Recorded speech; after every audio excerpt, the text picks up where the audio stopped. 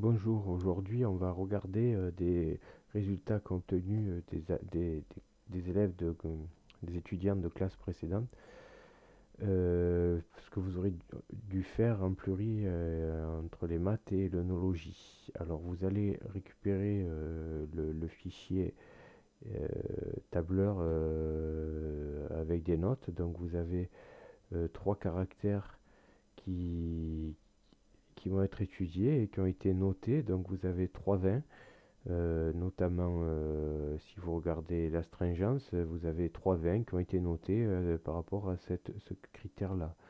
Donc on va regarder si un 20 est euh, à une note plus élevée ou pas d'un autre 20, est-ce qui se démarque des deux autres 20. Voilà, alors pour faire ceci, cela s'appelle une analyse de variance. Pour ça, bien entendu, hein, j'aurais référé aller voir le cours que l'on a fait là-dessus. C'est un test paramétré. Qui dit test paramétré dit qu'il faut des conditions qui soient remplies. La première, il faut que les notes établies suivent euh, une loi du qui 2 qui suit donc une normalité. Donc celle-ci, nous n'allons pas l'étudier. Par contre, il y a un deuxième paramètre qui est important. Il faut faire une comparaison de variance et qu'il y ait égalité des écarts types ou des variances pour que le seul critère que l'on observe sont les moyennes. Donc nous allons faire, avant de commencer ce test, une analyse de variance, notamment par exemple pour la sécheresse du tanin. Alors pour ceci, j'ai fait une étude au préalable. Alors on prend les 3,20 hein, donc, qui sont notés 106, 248 et 309. Et on regarde la sécheresse tanin et ils ont été le jury, hein, dont vous avez les noms ici, a noté ces 3,20 en fonction de ce critère ici. Donc pour faire une comparaison de variance, il faut les faire deux à deux. Donc là, on va en faire une avec les hypothèses posées et on en refera une autre avec deux autres 20 pris au hasard. Donc il faut faire la comparaison du 106 avec le 248, du 106 avec le 309, et après il faudrait faire aussi une comparaison du 248 avec le 309. Donc c'est-à-dire qu'il faudrait faire trois comparaisons de variance pour être sûr qu'il y ait bien une égalité et pas de variation importante entre ces trois 20 au niveau de l'hétérogénéité des notes. Alors, pour faire ce genre d'exercice, je vous demande pour ceux qui ne l'ont pas, télécharger LibreOffice. LibreOffice, c'est pourquoi j'ai pris LibreOffice, parce que c'est la version gratuite et qui est téléchargeable sur n'importe quel moteur de recherche sur l'Internet. Alors, comment fait-on? Alors, d'abord, là, j'ai fait 248, j'ai comparé la variance du 248 avec le 106, c'est-à-dire les deux colonnes, les deux premières colonnes. Alors, vous vous rappelez, regardez le cours, comparaison de variance, c'est un test de Fisher. Alors, tous les tests dans le LibreOffice, hein, vous avez pu le voir dans les autres vidéos, c'est dans données statistiques ici. Et Fisher, c'est le test qui est ici. Alors, qui dit test dit, bien entendu, il faut toujours euh, écrire deux hypothèses, hein, l'hypothèse nulle et alternative. Pour tout test, il vous est demandé de rédiger ces deux hypothèses. Alors l'hypothèse nulle, on part du principe que il n'y ait pas de variation entre les notes des devins. Donc la sécheresse tanin notée pour les devins, donc j'ai donné le nom, ont des notes ayant la même dispersion, hein, c'est-à-dire variance égale. L'hypothèse alternative, hein, c'est-à-dire que si l'hypothèse nulle n'est pas retenue, les notes évaluant le critère chimique, c'est pas le critère chimique, mais la sécheresse tanin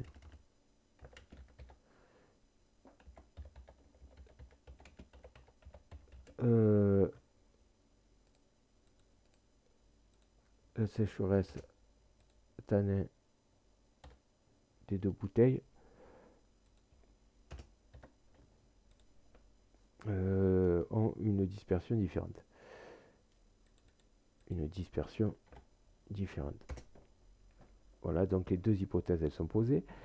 Le test de Fischer, donc je vais vous remontrer après comment on obtient ces valeurs ici. Alors, première chose importante, je vous rappelle que pour un test de Fischer, c'est une comparaison des variances, une comparaison relative, c'est-à-dire ici dans le cas, et uniquement dans ce cas-là où vous avez le nombre d'échantillons, la taille de l'échantillon qui est identique, c'est-à-dire ici vous avez 15 observations, 15 notes pour établir la variance qui est ici.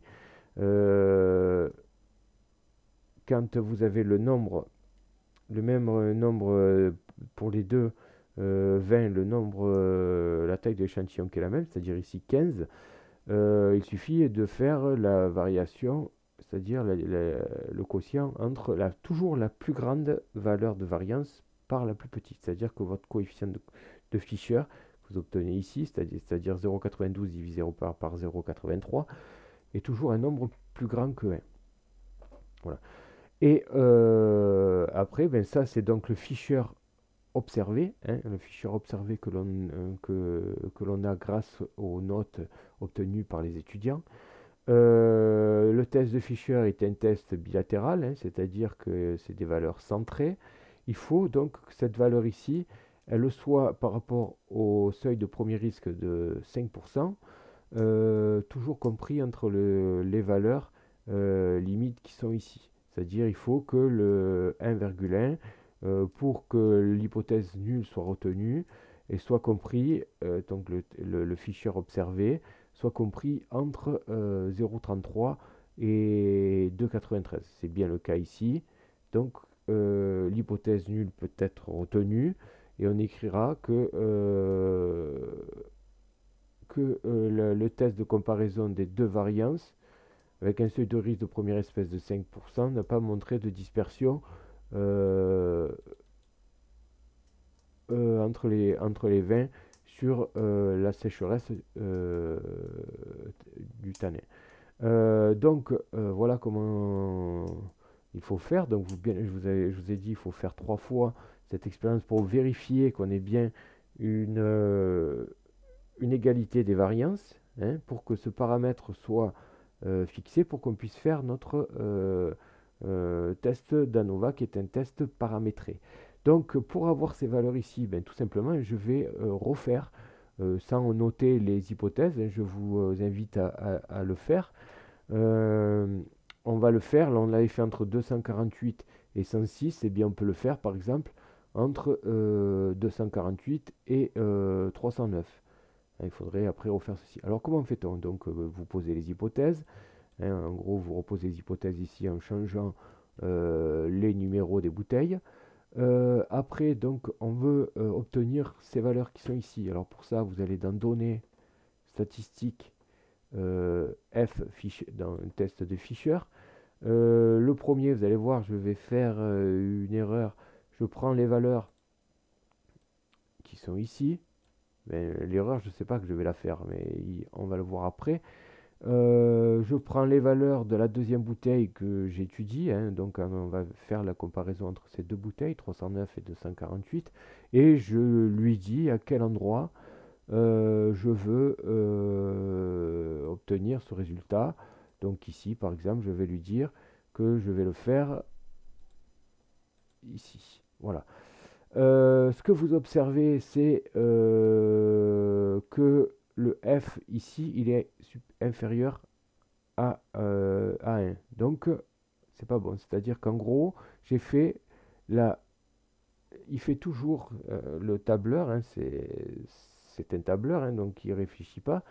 La comparaison entre la première variable divisée par la deuxième variable. Je vous ai dit que le test de Fischer, il faut que le F soit toujours supérieur à 1. Donc pour faire ceci, on prend cette valeur divisée par celle-ci. Donc au lieu de mettre ici, donc j'annule ceci puisqu'il n'est pas bon. Je refais données statistiques f de Fisher, et cette fois-ci, eh bien, au lieu de mettre ici variable 1, la première, je vais mettre la deuxième, c'est-à-dire celle qui a une variance, notamment pour l'échantillon, plus grande. Hein, bien entendu, on parle de la variance de l'échantillon, et nous, ce qui nous intéresse, c'est de la population. Donc là, on fait un échantillonnage, on fait un test des variances sur échantillon que l'on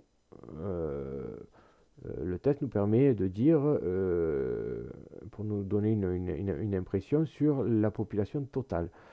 Voilà, donc à quel endroit je veux faire le résultat? Bien ici, donc je vais y préciser l'endroit. Et vous allez voir, c'est exactement les valeurs qui sont ici. Hein, vous avez les mêmes que là, donc je vais le supprimer. Et donc le seuil de première espèce, 5%, hein, vous pouvez le modifier à votre guise. Hein, si vous voulez 2%, vous allez avoir les valeurs qui vont changer ici, notamment, pas celle-ci, mais les valeurs de là. Donc là, ce qui m'intéresse, c'est toujours 0,5. Je compare quoi? Cette valeur ici aux valeurs qui sont là. Hein, donc comme je fais la plus grande par la plus petite, et il faut que le f observé soit bien compris entre ça et ça, ce qui est le cas ici. Et on a donc ici aussi égalité des variances au niveau des devins sur le critère sécheresse tannée. Maintenant que les conditions sont remplies, c'est-à-dire que les différents vins ont au niveau des notes concernant le caractère sécheresse tannée, des notes avec la même dispersion, c'est-à-dire qu'ils ont le même écart type. On peut donc maintenant regarder les moyennes par l'analyse de variance. Je vous rappelle qu'une analyse de variance ne se fait qu'à partir de 3 vins. Si vous avez 2 vins, vous ne faites pas le test d'ANOVA, vous faites une comparaison de moyenne. Voilà. Alors du coup, ici, on va comparer, je vous rappelle qu'une analyse de variance, c'est une comparaison entre au moins 3, donc ici 3 vins, et on regarde si au final la dispersion dans un vin est du même ordre de grandeur que entre les vins. Alors, toujours pareil, hein, je vous rappelle qu'il y a une vidéo là-dessus, hein, je vous conseille de la revoir. Alors, qu'est-ce qu'il faut faire? Donc, test, première chose, toujours pareil, on pose deux hypothèses, l'hypothèse nulle et l'hypothèse alternative. L'hypothèse nulle, donc ça serait donc sur nos 321 qui sont nommés 106, 248 et 309. Donc on regarde toujours la sécheresse tannin. Qu'est-ce qu'on fait? Ben, on va dire les notes moyennes des vins. Donc on va considérer au départ qu'ils sont identiques. Donc la note des vins 106, 248, 309 n'ont pas de différence significative sur le critère sécheresse du tanin. Les notes moyennes des vins, donc l'alternative, ont une différence significative pour au moins un des vins.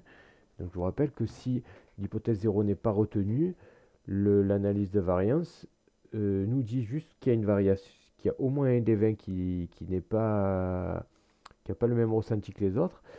Alors qu'est-ce qu'il faut faire dans ce cas-là? Eh bien, il faut compléter ce test d'analyse de variance par un autre test, le test de Newman-Henkel.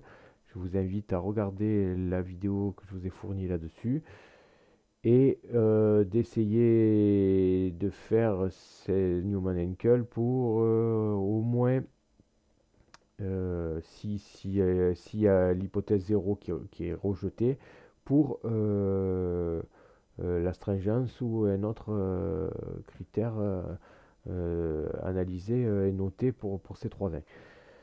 Pourquoi je vous dis ça? Parce que celui-ci, vous allez voir que l'hypothèse 0 est retenue. Alors, une fois que vous avez posé les hypothèses, vous fixez un seuil de risque, ici 0,5. Vous avez les résultats qui apparaissent comme ceci. Alors, comment j'ai fait pour avoir ces résultats?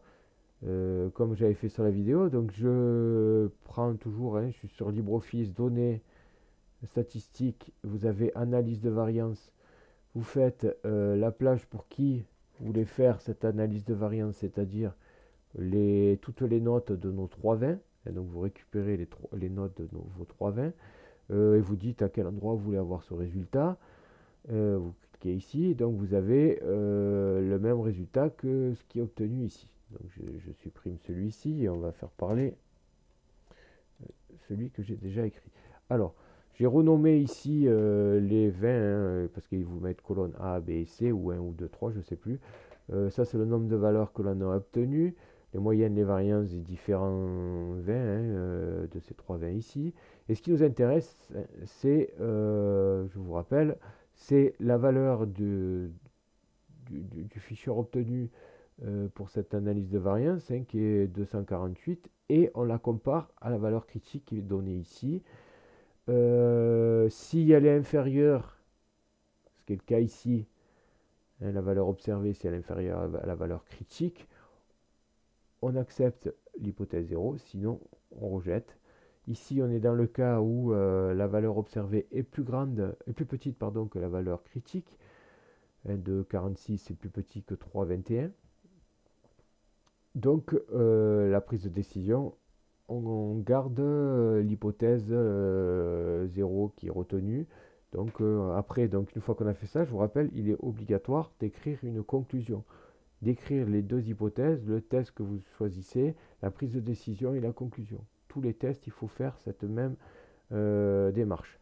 Donc, conclusion, ben, on va dire que les notes des 20, 106, 248 et 309, d'après ce test, n'ont pas révélé une différence significative pour un de ces 3 vins sur la sécheresse du tanin.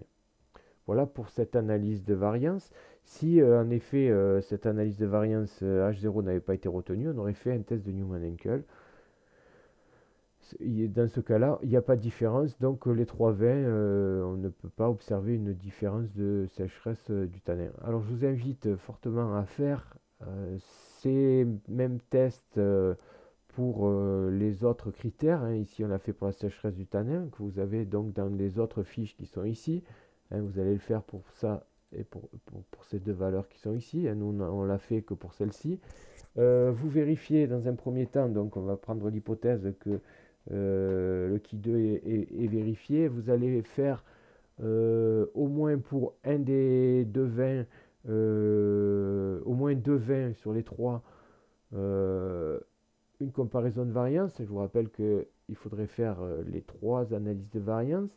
Vérifier qu'on ait bien une égalité des écarts-types hein, ou de dispersion. Et donc faire ce test de Fisher pour vérifier ceci. Et une fois que vous avez fait ceci, si les conditions sont remplies, parce que je vous rappelle que l'analyse de variance, le test d'ANOVA est un test paramétré, il faut que des conditions soient remplies. Et une fois que vous avez fait ça, vous faites le test d'ANOVA. Et si le H0 n'est pas retenu, c'est-à-dire qu'il y a au moins un des 20 qui est différent, vous avez fait le test du Newman-Henkel pour savoir qui est différent des autres ou si les 3 sont différents. Nous allons voir maintenant un test qui aurait pu être un test d'ANOVA, c'est-à-dire que l'on a noté des vins en fonction en fonction d'un caractère, ici le PAI, persistance aromatique intense, et on n'a pas trouvé, on va dire que il y avait un des paramètres qui n'était pas bon avant de faire le test d'ANOVA, c'est-à-dire par exemple que les écarts-types n'étaient pas égaux, c'est-à-dire que quand on faisait la comparaison des variances, il y avait l'hypothèse 0 qui a été rejetée pour au moins 2 des 20. Donc, comme les paramètres ne sont pas remplis, on ne peut faire un test d'ANOVA. Alors, quand on est dans ces conditions, on est obligé de faire ce qu'on appelle des tests non paramétrés. Test non paramétré, nous allons en voir un ici qui est le test de Kramer. Alors, comment se fait ce test de Kramer? C'est tout simple. Chaque dégustateur, donc ici vous en avez 16, chaque dégustateur classe les vins.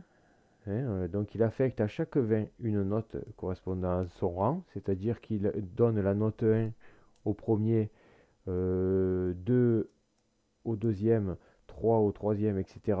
Et s'il y a des ex-aequo, c'est-à-dire qu'il considère par exemple que le vin C et le vin A sont les mêmes au niveau PAI, euh, on mettra le rang moyen, c'est-à-dire qu'entre la moyenne entre 3 et 4, c'est 3,5. Donc on affecterait dans ces cas-là au A et au C 3,5. Ce qui n'est pas le cas ici, donc vous n'avez pas d'ex-aequo dans ce cas-là, mais vous aurez pu en avoir.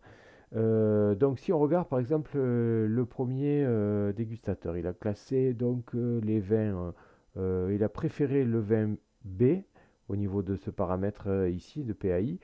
Donc il a mis, on lui met la note 1 à celui qu'il a préféré, donc ici le B, la note 2 au second qu'il a préféré, la note 3 au troisième, donc celui qu'il a le moins préféré, bonnet, c'est le vin A, et celui qu'il a préféré, c'est le vin B.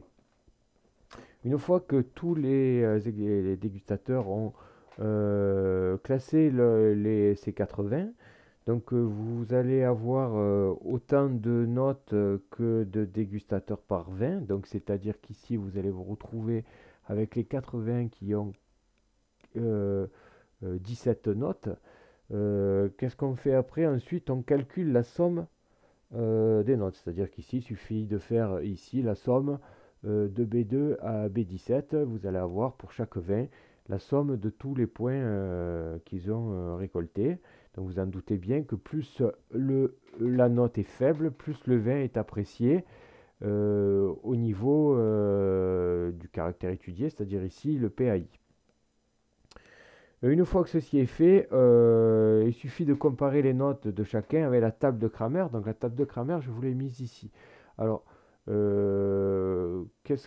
comment on la lit cette table? D'abord, on la lit par seuil de risque, c'est-à-dire que c'est un test, donc c'est-à-dire qu'on fixe un seuil de risque, ici 5%. Qu'est-ce qu'on fait alors du coup? On regarde le nombre de vins. Donc ici, il y a 80, donc on se met dans la colonne correspondant aux 80. Donc vous voyez que le test de Cramer, on peut le faire jusqu'à 2 vins. C'est-à-dire qu'on pourrait faire comme une comparaison de moyenne, mais pour 2, c'est possible. Que à Nova, je vous rappelle qu'il faut obligatoirement au moins 3 vins. Donc une fois que vous avez le nombre de vins dégustés, donc vous en avez ici 4, vous allez regarder le nombre de dégustateurs. Donc ici c'était 16. Donc vous allez vous retrouver avec une fourchette qui est 35, 30, 30, 45 que j'ai marqué ici, hein, qui correspond à la valeur qui est là. Donc une fois que vous avez fait ça, eh bien, vous allez dire que si, en fait c'est tout simple, vous allez vite le voir, si la somme des notes est comprise à l'intérieur de la fourchette, c'est-à-dire ici c'est le cas pour le vin B, le vin A, pardon, le vin A qui a, on va pour pas les confondre, on va mettre ceci en gris, voilà. Le vin A, il a une note totale de 33, donc il est compris entre 30 et 35. C'est le cas aussi pour le vin D, et c'est pas le cas pour le vin C qui a 47 et le vin E qui a 48.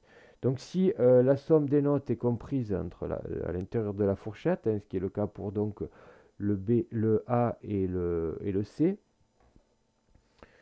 euh, donc dans ce cas-là, le vin n'est pas significativement différent de l'ensemble des vins. C'est-à-dire qu'on considère qu'il n'a pas le critère étudié qui est plus développé que les autres vins. C'est une comparaison relative puisque on a classé les vins par rapport à nos cas de vins. C'est-à-dire que si on avait pris d'autres vins, il y aurait eu peut-être un classement différent pour le vin A par exemple.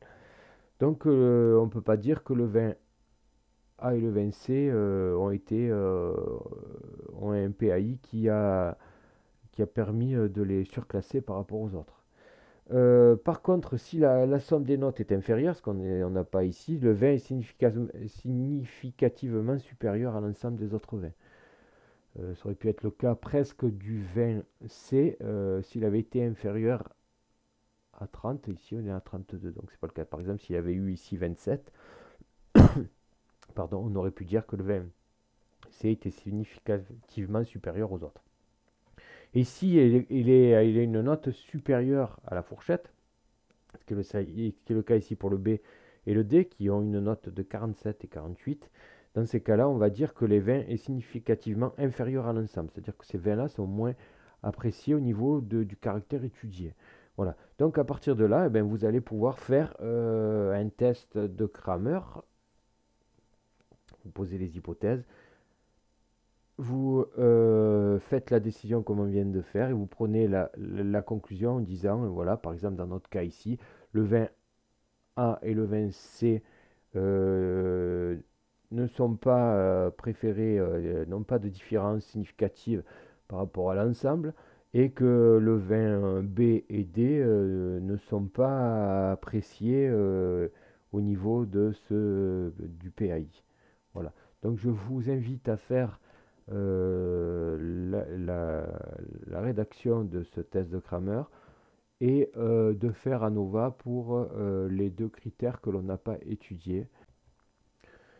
Voilà, je vous remercie d'avoir écouté la vidéo et donc voilà, ça termine la pseudo, on va dire, euh, œnologie mathématique pour cette année. Je vous remercie, à bientôt.